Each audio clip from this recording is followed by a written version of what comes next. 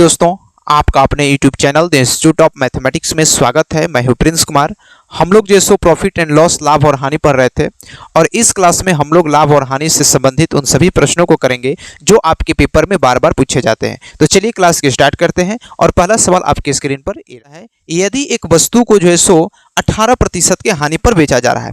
सवाल में कहता है कि बेहद ही बेहतरीन सवाल है और इस सवाल से आपके जितने आपके बिहार एसएससी का पेपर हो या बीपीएससी एडीओ वाला पेपर हो, इन तमाम पेपर्स में जो इस टाइप के सवाल आपसे पूछे जाते हैं। तो सवाल में कहता है कि यदि एक वस्तु को 18% की हानि पर बेचा जाता है, यदि उसे 2475 रुपया और अधिक दाम में बेचा गया होता तो 12% का लाभ हुआ होता। तो बताना है कि उस वस्तु का कॉस्ट प्राइस या क्रय मूल्य जो है कितना होगा। तो जब भी इस तरीके का प्रश्न आपके सामने देखे तो सबसे आसान तरीका क्या है कि हम मान लेते हैं कि उस वस्तु का कॉस्ट प्राइस जो कितना है 100 रुपया है।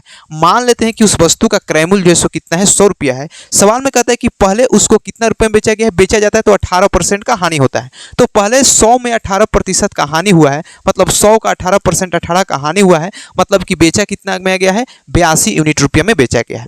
तो पहले 18% के लॉस में कितना में बेचा गया है 82 में बेचा गया है। फिर कहता है यदि इसे 2475 रुपया अधिक में बेचा जाता तो 12% का लाभ होता। अगर 2475 रुपये में बेचा जाता तो उसको कितने प्रतिशत का लाभ होता, 12% का लाभ होता। और 100 का 12%, 12 मतलब 100 के सामान को 112 में बेचा जाता।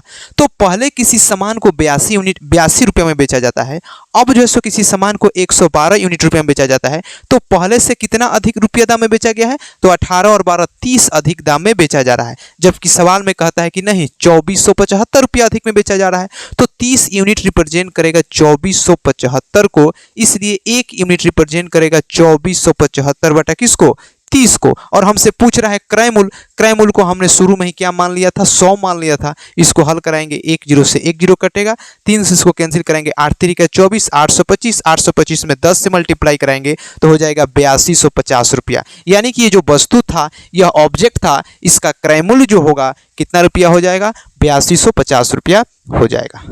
आई बात समझ में?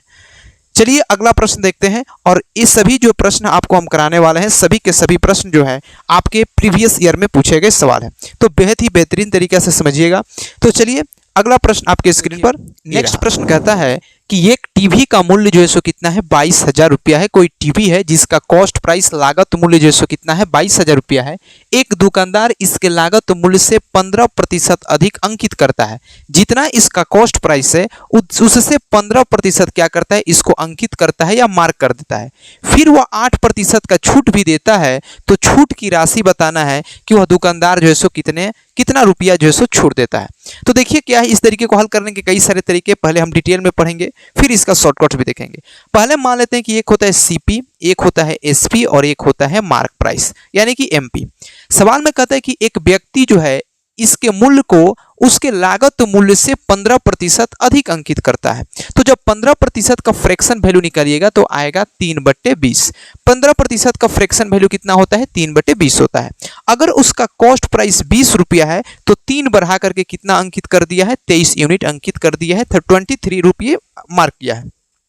फिर कहता है कि 8% का डिस्काउंट देता है। और कभी भी डिस्काउंट दिया जाता है तो हर हाल में मार्क प्राइस पर देते हैं, अंकित मूल्य पर दिया जाता है या सूची मूल्य पर दिया जाता है। तो 8% का जब फ्रैक्शन निकालेंगे तो 8% का फ्रैक्शन वैल्यू हो जाएगा 2/25। यानी कि अगर उसका मार्क प्राइस 25 यूनिट है तो 2 का डिस्काउंट देकर कितने में बेचेगा 23 में बेचेगा। अब यहां से हम लोग क्या करते हैं कि simply cost price, selling price और मार्क प्राइस का क्या निकाल लेते हैं, रेशियो निकाल लेते हैं, अनुपात निकाल लेते हैं।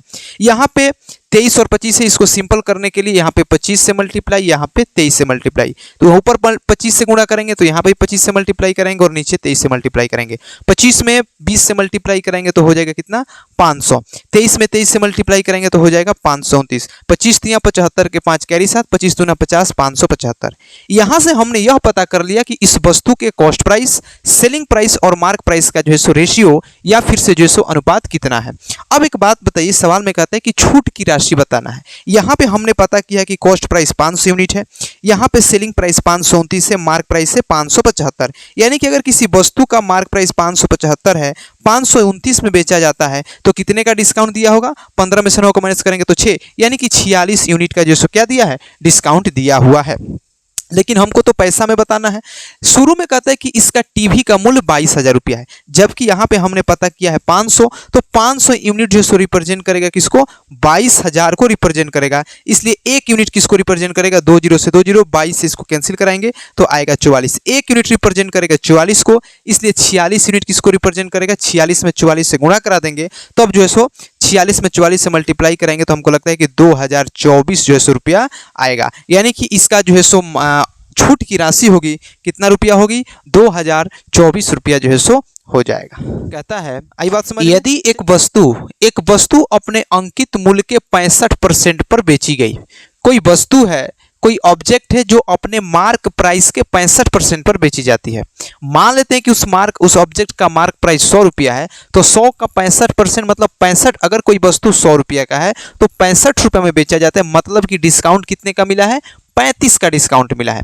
तो यहां से सिंपल ये नहीं बोला है, सिंपल बोला है कि एक वस्तु को अपने अंकित मूल्य के 65% पर बेची गई, मतलब कि वहां पे डिस्काउंट कितना प्रतिशत दिया गया है, 35% दिया गया है। फिर कहता है कि बेचने पर उस पर 30% का लाभ प्राप्त हुआ, और जब डिस्काउंट पर 35% का डिस्काउंट देकर बेचा जाता है तो वहां पे प्रॉफिट कितने का हुआ है, लाभ कितने प्रतिशत का हुआ है, 30% का लाभ हुआ है। तो पूछ रहा है कि उसके अंकित मूल्य तथा क्रय मूल्य का जो है सो क्या करना है, अनुपात ज्ञात करना है। इस टाइप को सवाल जब भी आए कि अगर हमको डिस्काउंट परसेंट दिया हो, प्रॉफिट या लॉस परसेंट दिया हो, और कॉस्ट प्राइस और मार्क प्राइस का रेशियो पूछे, अनुपात पूछे, तो सिंपली रेशियो निकालते हैं, कॉस्ट प्राइस और मार्क प्राइस का अनुपात निकालते हैं 100 माइनस डिस्काउंट और 100 प्लस प्रॉफिट परसेंट या लॉस। डिस्काउंट कितने का है, 35 का है, 100 में से 35 को माइनस करेंगे तो कितना हो जाएगा, 65 हो जाएगा। और प्रॉफिट कितने का है, 30 का है, 100 में 30 को जोड़ेंगे तो 130 हो जाएगा। 65 दूना 130, यानी कि कॉस्ट प्राइस और मार्क प्राइस का रेशियो कितना हो जाएगा, 1:2 हो जाएगा। लेकिन सवाल में पूछ रहा है कि अंकित मूल्य तथा क्रय मूल्य का, तो अंकित मूल्य और क्रय मूल्य का लिखेंगे तो कितना हो जाएगा, 2:1 हो जाएगा। अगर हमको कॉस्ट प्राइस और मार्क प्राइस का पूछा जाए तब हो जाएगा 1:2, लेकिन मार्क प्राइस और कॉस्ट प्राइस का पूछा है तो कितना हो जाएगा, 2:1 हो जाएगा। हमेशा इस बात को ध्यान में रखना है कि अगर कहीं पे डिस्काउंट परसेंट दिया हो, प्रॉफिट परसेंट या लॉस परसेंट दिया हो, तो हमसे कॉस्ट प्राइस और मार्क प्राइस का जो रेशियो होता है वो हमेशा होता है 100 minus discount upon 100 plus profit की, या अगर यहाँ पे प्रॉफिट रहेगा तो प्लस प्रॉफिट और लॉस रहेगा तो लॉस को हम लोग क्या करते हैं, इस तरीके से कॉस्ट प्राइस और मार्क प्राइस का अनुपात जो क्या करते हैं, फाइंड आउट करते हैं। हमको आशा है कि आप इस बात को समझ गए होंगे। चलिए इसके आगे एक अगला प्रश्न देखते हैं कि स्क्रीन पर कहता है, बहुत ही बेहतरीन सवाल है। सवाल कहता है कि यदि किसी वस्तु को 832 रुपये में बेचने पर एक वस्तु पर हुआ लाभ उसी वस्तु को 448 रुपया में बेचने पर हुए हानि के बराबर है, तो इस वस्तु पर 20% का लाभ प्राप्त करने के लिए जो सो क्या करना है, विक्रय मूल्य ज्ञात करना है। कोई सामान है, मान लेते हैं किसी सामान का कॉस्ट प्राइस जो सो कुछ है, ठीक है, कॉस्ट प्राइस कुछ है। इस कॉस्ट प्राइस से अगर हम उसको 832 रुपया में बेचते हैं, कितने रुपये में बेचते हैं, 832 रुपया में बेचते हैं, तो जितना यहाँ पे प्रॉफिट होगा उतना ही अगर हम इसको 448 में बेचते हैं तो जितना यहाँ पे लॉस होगा उतना ही यहाँ पे क्या होगा, प्रॉफिट के बराबर होगा। सवाल को समझिएगा, कहता है कि एक वस्तु को 832 में बेचने पर हुआ लाभ इसको 448 में बेचने पर हुए हानि के जो सो क्या है, बराबर है। तो हमको इसको 20% के लाभ पर बेचने पर कितना विक्रय मूल्य ज्ञात करना है। तो इसको सबसे पहले तो हम कॉस्ट प्राइस निकालते हैं, क्रय मूल्य ज्ञात करते हैं। क्रय मूल्य ज्ञात करने का तरीका है कि सबसे पहले इन दोनों संख्याओं का क्या ले लेते हैं, डिफरेंस ले लेते हैं। तो 832 और 448 का जब डिफरेंस लेंगे, 832 और 448 का डिफरेंस 12 में से 8 को माइनस करेंगे तो 4 हो जाएगा। 12 में से 8 को माइनस करेंगे 4, 12 में से 4 को माइनस करेंगे 8, यहाँ बच गया 7, यानी कि इसका डिफरेंस हो जाएगा 384। और इस 384 को इन दो बराबर भागों में क्या करेंगे, बांट देंगे। तो 384 को दो बराबर भागों में बांटेंगे तो यहाँ से हो जाएगा 192। यहाँ पे बताइए, यह हमारा यहाँ पे प्रॉफिट हो रहा है, अगर हम सेलिंग प्राइस में से प्रॉफिट को माइनस कर देंगे तो कॉस्ट प्राइस निकल जाएगा कि नहीं निकल जाएगा, निश्चित रूप से निकल जाएगा। तो 832 में से 192 को माइनस कर देंगे, 832 में से 192 को माइनस करेंगे 0, 13 में से 9 को माइनस करेंगे तो 4, तो हो जाएगा 640। मतलब इस वस्तु का जो कॉस्ट प्राइस होगा कितना होगा, 640 रुपया हो जाएगा। अब सवाल में कहते हैं कि इस पर 20% का लाभ प्राप्त करना है, तो 640 को कितने में बेचना होगा, 120 में बेचना होगा। तो 1 0 से 1 0, 1 0 से 1 0, 12 चौक 48 का 8 कैरी 4 और 12 छक 72, 72 और 12 25 12 छक 72, 72 और 4 76। यानी कि अब उस सामान को कितने यूनिट में बेचना होगा, 768 रुपया में जो है सो बेचना होगा।